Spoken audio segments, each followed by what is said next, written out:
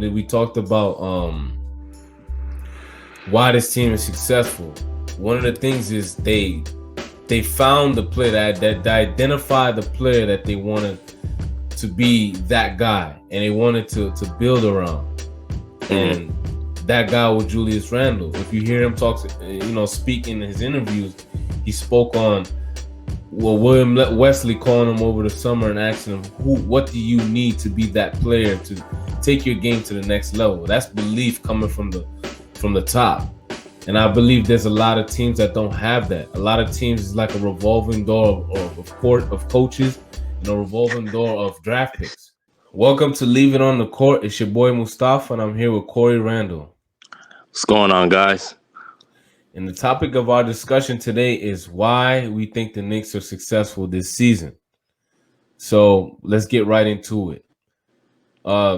In my opinion, I believe the Knicks are successful this season because, for one, obviously they changed their culture. They got a new front office, and they got a whole new coaching staff with Tom Thibodeau and co. I believed he really enforced, having these players being held accountable, and also he brought in a new culture for the team, and obviously his effect on Julius Randle, along with some of the other players, has really affected winning. Right.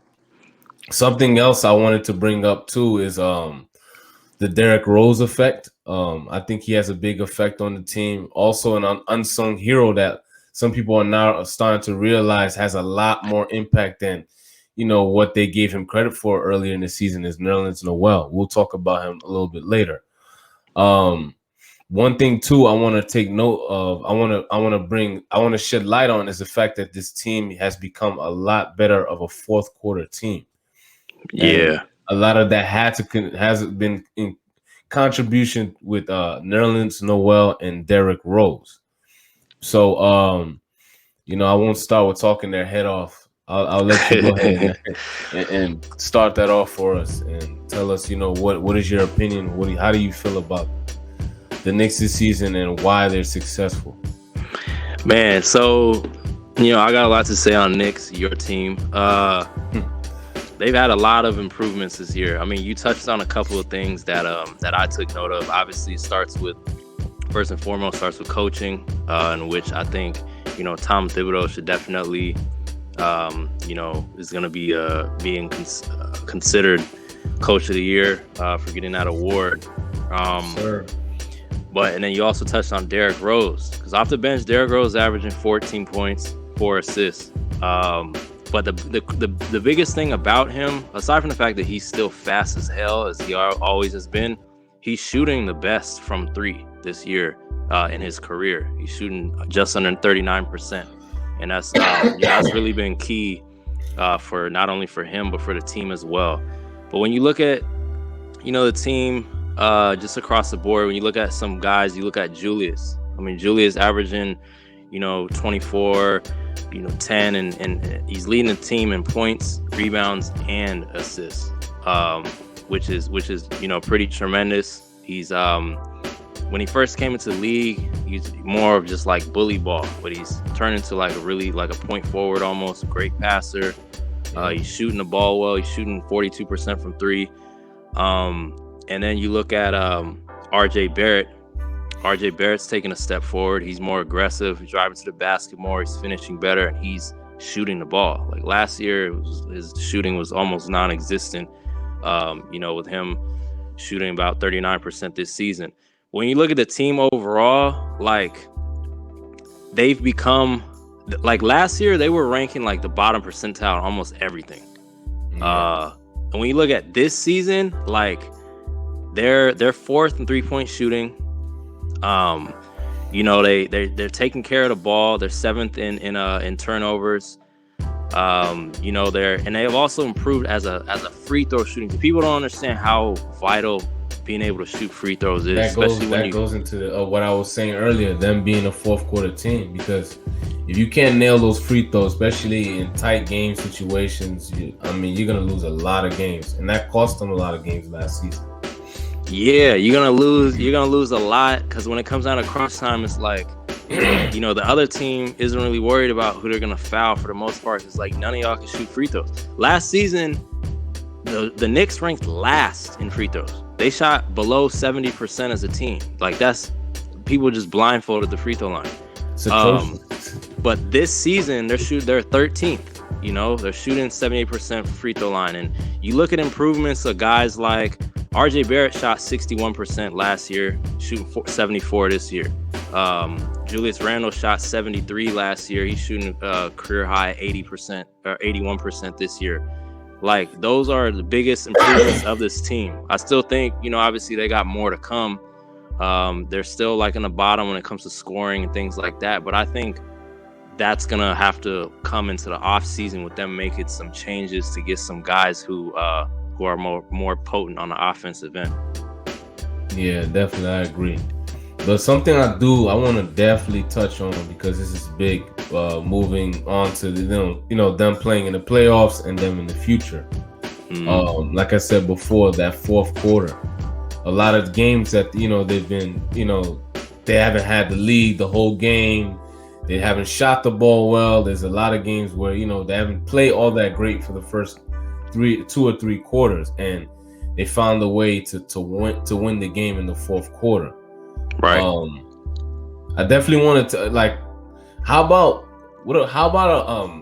Nerlens Noel in the fourth quarter? I feel like his effect on the game, because just like most players who hit big threes in the game, right, those shots that he blocks in the game, or turnovers that he gets, or from the opposing team, I believe those are key plays that help this team win, because right. it's a momentum shift. Like, if you look at it, and if you were to look at his highlights, you would see that had he not be there to make that happen, I don't know if it would be this, if the Knicks will still have the same record. It's him, Derrick Rose, his experience, and him being able to score, play make. I think those are big things. Yeah, I mean, touching on Nerlens Noel, he really came into his own last season with the Thunder. I think he was very vital to their success last season.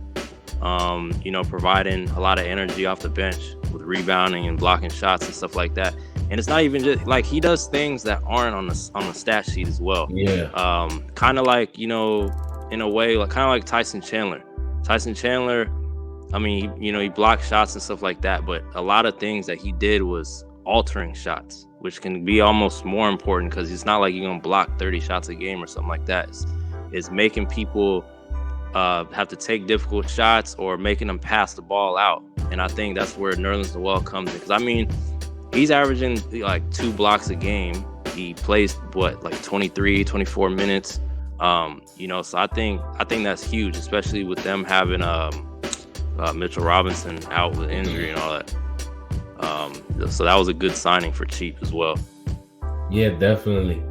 This is just touch a little bit on that. He's had a couple 5-block games, and just his effect, on a guy like trying to go dunk the ball, and this is the whole thing I talked about, momentum.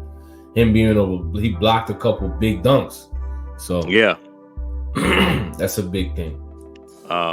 Yeah, and it's just crazy to think that he's third in blocks per game, and the 2 guys ahead of you are actually starting centers, and Rudy Gobert and Miles Turner. You're really a bench center or backup center, so it's great for what he's doing there. And what do you think of Quickly's effect with the team for how he's played? I like his energy. I like his confidence. I like his energy. I mean, I don't want to say his effect dwindled, but he had a larger effect, earlier in the season, I believe, than now. Right. I think a little bit now the bench became Derrick Rose's team. He came in to mentor these guys and, to be that bigger brother, but I mean, he can still ball, he can still play, he's still effective. Right. So they lean on him heavily, especially, because, we have a guy called Alfred Payton, and, sometimes it doesn't look good out there. Let's put it that way. But he's somebody who could alleviate the pressure from a lot of guys and alleviate the pressure from the starting unit and give them some kind of spark, some kind of energy, give them some, he helps, speed up the game a little bit. Mm-hmm. So, I think that I'm not saying it takes away from Quickly, but it alleviates the pressure of Quickly having to come in the game and make that kind of impact, especially when, during the season at some point he hit the rookie wall. Yeah. So, yeah. I mean, no, I agree with that. He's shown some positives, especially with being able to shoot the ball, and I think he'll definitely be able to come into his own this offseason to figure out like his weaknesses and things to work on. But yeah, obviously Derrick Rose, huge spark plug off the bench. And somebody else I like too is Reggie Bullock. He plays D. He can hit outside shots. Streaky shooter. Yeah. No, he's a streaky shooter. But with how this team, do you think that they could realistically come out of the first round come this playoffs, or you think they're just going to be a team that's just going to provide a scare and probably get bounced out in the first round? It depends who they play, to be honest. For me, I like the fact that they're in the 4th seed right now. It gives them a little cushion, because if they play, I believe if today was the playoffs, they would play Atlanta, correct? Yeah, I believe so. I think Atlanta's 5th. Yeah, so, I mean, that's a good matchup for them. I feel like they match up well against them. And the fact that they play stout defense, yeah, play in their favor, especially in the first round. However, if they was to play like a more talented team, like I don't like how they match up with Philadelphia. I don't like how they match up too much. I mean, it's a good face-off with the Nets, but I mean, the Nets has more talent, obviously. But it just depends on the team that they face. That's how I feel about that situation. Yeah, I mean, in the first round they could also face Miami, because I know Miami and ATL are kind of like neck and neck. That's another tough team. So yeah, they've had some COVID issues and stuff all season. They could be a higher seed. But yeah. So you touched on RJ. So yeah, RJ. Yeah.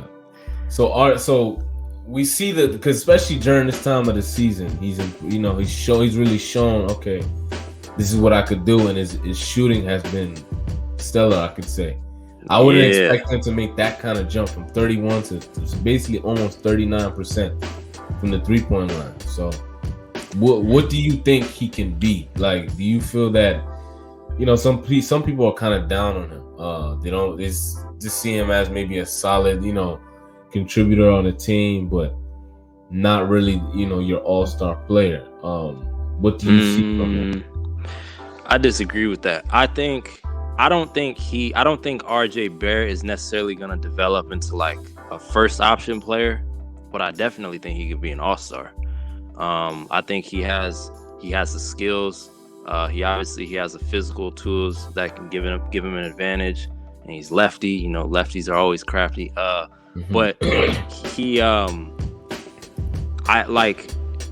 just has to keep, because if you look at his 2-point percentage from last season, this season, like he's shooting, I think like 47% from 2 all around, and last season like 43 or something like that. And he's just been more aggressive. I remember in a game last season where the Knicks had beaten the Rockets in New York, and RJ played really well that game. He's aggressive. And I remember James Harden said after the game, he's like, this dude could be a problem if he's just like not playing like hesitant. He's just taking the ball to the rack and, putting his head down and just being confident in his game. So I feel like that's something that he needs to just keep building on. And I think he could easily develop into somebody who can be a stout like passer. And if he becomes a stout passer, that's going to help Julius a lot to be like, okay, we got another dude in the starting lineup who can really create for everybody else. Like, I'm not the one just attracting most of the attention. So real quick, if you could sum this up, why do you feel that he can never be your first option? I just his skill set. I just feel like I just feel like he doesn't have, in my opinion, like the abilities to really in any way, offensively at least, be of like a superstar caliber player where it's like a wow factor with him. Like, you're great, you're one of the best shooters in the league, like a Stephen Curry, or you're somebody like Harden who just kills people in ISO. Like, I just feel like he's just gonna be really, really good all around. I don't see him as somebody you're gonna build around. I just feel like he just doesn't do enough. I think he can make improvements, but I just don't feel like he's gonna do enough to turn into that number one option player. Yeah. One of the things I've heard about RJ Barrett quite often from few people is just that he's good at many, like he's just, let's say, like average at a lot of things. And it's really about, and in NBA, it's about being good at a few things. But one of the things I observed out of his game that would, give him a better chance of being that kind of guy is, for one, being able to shoot off the dribble. Now, I mean, he's improved his shot, being able to shoot off the dribble, but to handle the ball better and to finish more efficiently at the basket. I feel like it's something that he could do a little more. He's a strong player, so he looks to get fouls often. But sometimes that could, mess him up because I feel like, because sometimes when you go to the basket and you know that you can get fouled, you tend to look for it a lot more versus trying to finish the play. So I believe finishing at the basket more efficiently, being able to handle the ball and shoot off the dribble, I think, with those things, I think that would give him the best chance. I'm not saying for certain that would be what it is. Yeah, I mean, the other thing too, though, with him being able to showcase himself for a lot of players, to showcase himself as a player you're going to build around and be number one option, you also got to be in a position where you're really, really able to showcase that. And it's kind of hard when if he's playing with somebody like Julius, who has the ball a lot and who's, dominating the ball and creating a lot more plays and doing all those different things. But it's the same thing with Julius. Julius started to come into his own somewhat like last season, even on the Pelicans, but even last season on Knicks started coming to his own. Now he's really into his own with the help of coaching, but he's also in a position where it's like, I'm the dude of this team. So like I get to control a lot of things offensively. So I'd have to see Julius more in a position where he's in that position to really be like, okay, I can view this guy as this option. But as of now, I just don't see him as that. But with touching on that, I remember when we spoke about the Knicks and Julius Randle and stuff before. Do you view Julius Randle as a solidified number one option now with like just how he's been playing, or do you think or what is your take on that with him? I mean, he's the number one option for this team, and I think this started all the way back to the summer, and when we talked about why this team is successful. One of the things is they found the player that identified the player that they wanted to be that guy, and they wanted to build around. And that guy was Julius Randle. If you hear him speak in his interviews, he spoke on William Wesley calling him over the summer and asking him, what do you need to be that player to take your game to the next level? That's belief coming from the top. And I believe there's a lot of teams that don't have that. A lot of teams is like a revolving door of coaches and a revolving door of draft picks. They're constantly drafting. Minnesota is one of them. Phoenix used to be that team. So it's like some teams just don't know what they're doing, or they have, GMs that just don't do a great job of identifying the talent. One of the things the Knicks did well, which they haven't done in the past, is identify who the talent is and build around that player and find a way to, make him be the best that he can be. And obviously, look at what he's doing now. Yeah. Yeah, he's taking those keys and run with it. Do you like with even with their improved success, like still where do you feel there's, you know, a spot or position that you look at and be like, do you think if they got somebody like a Cat who would help take them to higher heights, or do you think they need to, you know, try to, I've seen reports about prying away Damian Lillard. Like, what do you think in that regard? I believe it'll be a guard. I don't think they would need another front court player. Cat, to me, is not tough enough to get them to that level, in my opinion.